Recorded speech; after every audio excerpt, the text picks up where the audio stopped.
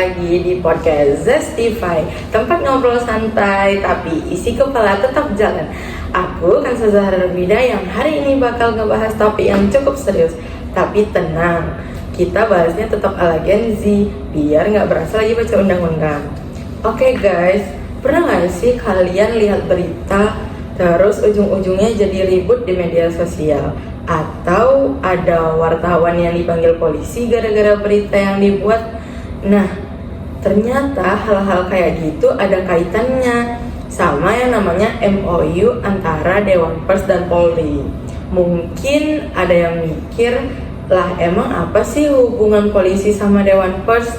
Jadi gini sederhananya, Dewan Pers itu ibarat penjaga etika jurnalistik, sementara Polri itu bertugas menegakkan hukum. Nah, lewat MOU ini mereka kerjasama supaya ada masalah terkait pemberitaan atau kerja jurnalistik, penyelesaiannya nggak langsung asal proses hukum, tapi dilihat dulu lewat mekanisme pers. Karena ya guys, di era sekarang informasi itu nyebarnya cepet banget. Sekali upload 5 menit kemudian udah masuk FYP, repost di mana-mana, terus jadi debat nasional. Makanya penting banget ada aturan dan komunikasi yang jelas antara pers dan aparat hukum. Tapi di sisi lain banyak juga yang bertanya, apakah MOU ini bikin pers jadi lebih aman? Atau malah jangan-jangan kebebasan pers jadi dibatasi? Nah, daripada cuma nebak-nebak di kolom komentar, nah langsung saja kita sambut narasumber kita hari ini. Ini dia. Halo guys, saya Desi Fitri Haryani. Kalian bisa panggil aku Desi. Halo Kak, apa kabar? Makasih sudah datang di podcast hari ini. Aku mau nanya nih Kak, apa sih latar belakang dibuatnya MOU antara Dewan Pers dan Polri? Jadi itu MOU dibuat karena ada dulu kasus pemberitaan yang dibawa langsung ke proses hukum. Jadi adanya kerjasama ini kayak penyelesaian sengketa pers itu lebih diutamakan lewat mekanisme agar kebebasan pers itu tetap terjaga. Oh gitu ya Kak, adanya kebebasan pers berarti itu biar agar tetap terjaga. Betul. Nah, yang kedua itu, apakah dengan adanya MOU antara Dewan Pers dan Polri, wartawan jadi tidak bisa diproses hukum atau bebas dari hukuman? Enggak, jadi wartawan tuh harus menaatin hukum dan kode etik juga. Tapi kalau mereka berkaitan dengan karya jurnalis akan diperiksa dulu lewat Dewan Pers atau lewat mekanisme pers dulu, sesuai aturan persnya. Berarti wartawan tuh tetap ada proses hukum kalau misalnya dia melanggar kode etik. Betul. Mengapa Pers dan Polri perlu bekerja sama Kak? Karena mereka berdua tuh memiliki peran yang penting. Kalau pers tuh menyampaikan informasi kepada masyarakat atau publik, sedangkan Polri itu menjaga keamanan dan ketertiban. Nah, mereka kerjasama agar menciptakan komunikasi yang lebih baik. Gitu. Berarti tujuan keduanya tuh agar menciptakan komunikasi yang baik. Iya. Nah, selanjutnya, apa menurut kakak, apakah pengaruh MOU ini terhadap dunia jurnalistik? MOU itu bertanggung jawab dalam melindungi jurnalis agar mereka tuh menjalankan tugasnya secara profesional serta mendorong media tuh lebih bertanggung jawab dalam menyampaikan berita. Agar profesional ya Kak kerja mereka, makanya ada MOU. Betul. Selanjutnya, bagaimana cara membedakan karya jurnalistik dengan berita hoax Kak? Nah, karya jurnalistik itu biasanya melewati verifikasi dulu, terus melalui kode etik, kayak gitu. Sedangkan kalau hoax tuh kayak prosesnya tuh kayak bertujuan untuk menyesatkan doang gitu.